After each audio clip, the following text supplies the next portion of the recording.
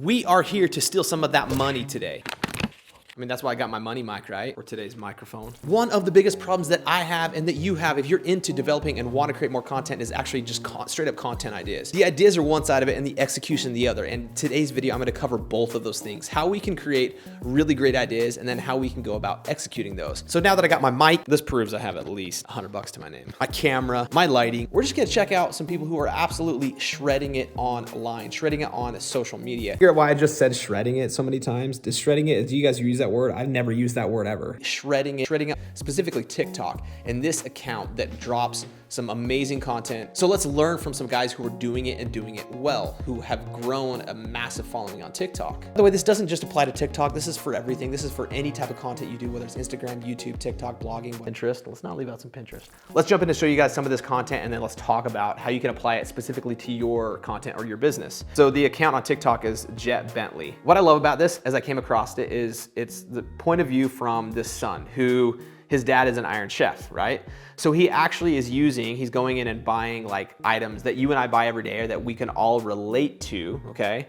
So in this case, it's Starbucks, and he buys regular items and then he challenges his dad in the kitchen right on the spot to be able to recreate that, but on like a higher level, right? To like just recalibrate that sometimes crap food. We have Cheetos in here, we have Domino's pizza in here, and he's using his that relatability of like stuff that we all get. Like we all know what a Domino's pizza is. We all know what Starbucks is. We all know what Cheetos is. We know what these brands are. So there's brand recognition.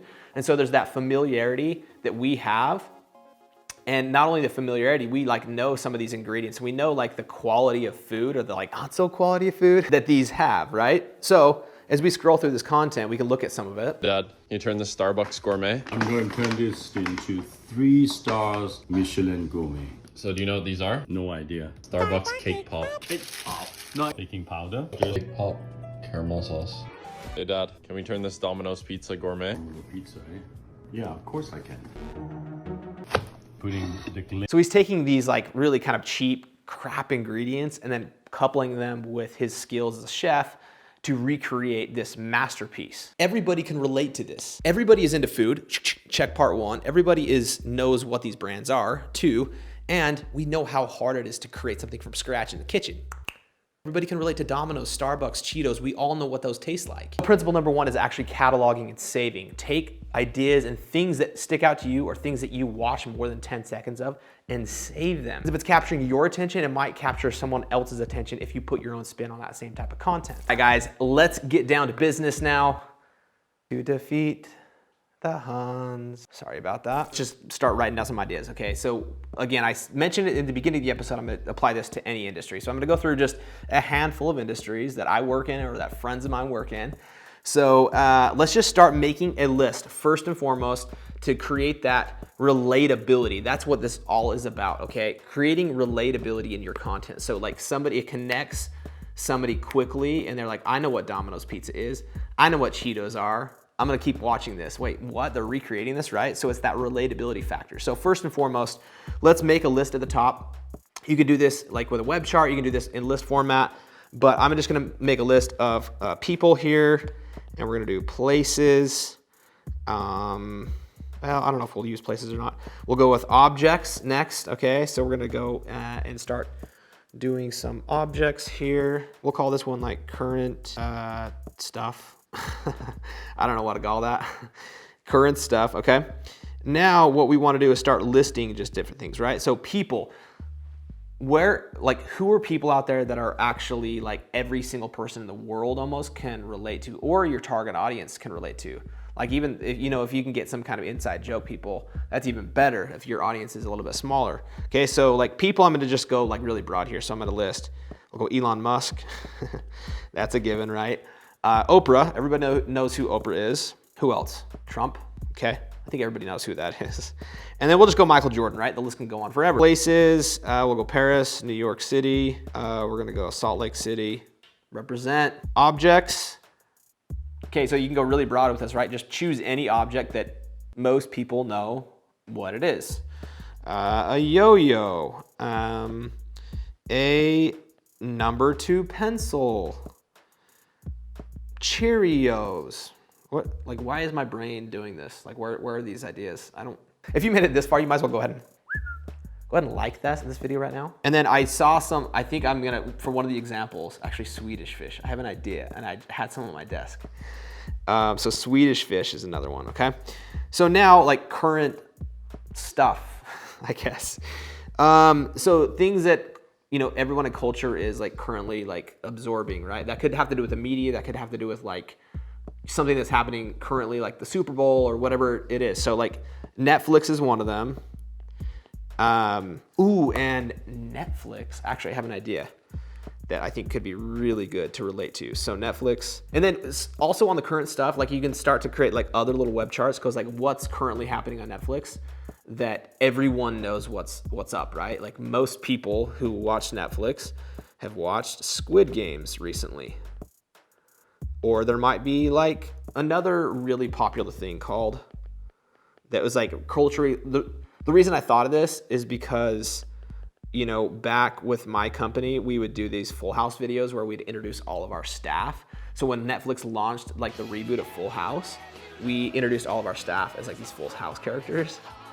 And that was like culturally relevant content, right? Because it was on everybody's mind. People who grew up in the 80s and 90s knew what the original Full House was. At the time of me shooting this, it's Christmas time. So that's a good enough list. I don't want to exhaust this and waste your time. So now, like, let's list different industries or professions, all right? So I'm gonna start out and do real estate here, okay? I'm gonna do skincare, because I do a lot of marketing within that industry. Skincare or spa. And then let's just go accounting. Let's go with accounting. And then just marketing, right? Content marketing, or like a marketing company. Okay, so we've got like some different industries: people, places, objects, people, places. Maybe those are nouns: people, place, or thing. Noun, content, marketing. Choose and take some of these ideas and draw some lines to different industries, right? So, okay, so I'm just gonna go with the first one with people, and then I'm gonna go real estate. I'm gonna relate these two things together, okay? So real estate and Elon Musk, okay? So let's think about how we can connect these two. Maybe if you have a house that you're listing that is like, has a lot of technology in inside it, it's like a smart home. Maybe it has solar panels on the roof. Maybe it has a Tesla charger in the garage, right? This is some of the things you could brand this house that you're trying to sell, the Elon Musk house. But he wouldn't buy a $500,000 home. Maybe you call it the poor man's Elon Musk house, right? Okay, so this is the poor man's Elon Musk. And then you can do a walkthrough in the home and take pictures and like feature the technology that is in here. But it's about using a character who is always in the media, a little bit controversial at times, who is like Elon Musk, right?